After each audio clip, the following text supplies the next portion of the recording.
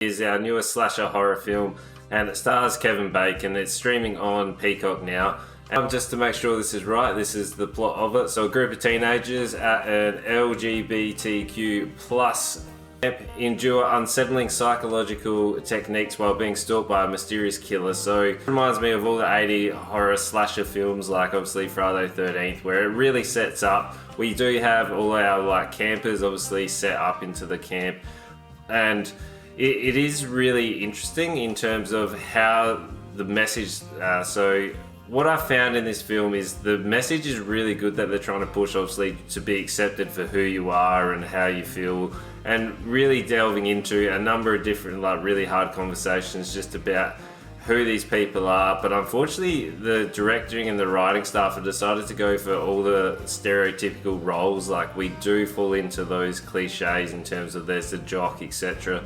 Like, everyone in the camp is unfortunately the stereotypical roles that you do see in the action horror film, in the horror films. But it does sort of play into it, and they do a reasonable job in terms of each of those people do play their role reasonably well. But the story is really predictable, and in terms of an actual horror film, it struggles a lot to even build suspense or any tension for anybody.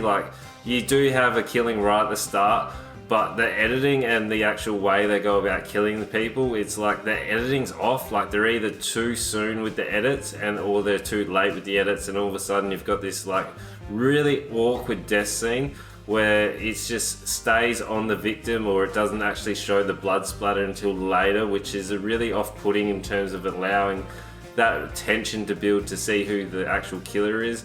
And the killer, unfortunately, is really, really easy to pick.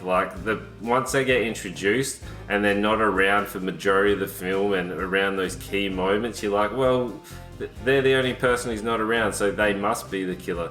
And it just never really ties in with that story. It's just, there's no real emotional connection to the actual murder or anything, but it does fall into those cliches in terms of this is why I did it. But the message that they were trying to get across, and watching the campers sort of go through their therapy and the techniques that they're trying to use, I'm really surprised people even send people to, kids to these camps to reform or whatnot. I'm not sure if they're a thing. In Australia we don't have them, but for an actual horror film, this does not do a good job in terms of horror stuff, but it does have a good message that they're trying to push across for everyone to be accepted and everything that we should sort of look towards in that equality, etc. But for me, unfortunately, just due to it is set up as a horror thriller and it doesn't actually hit those tropes, I think there's only about 2 or 3 murders in it, and then we get to the final climax of finding out who the killer is.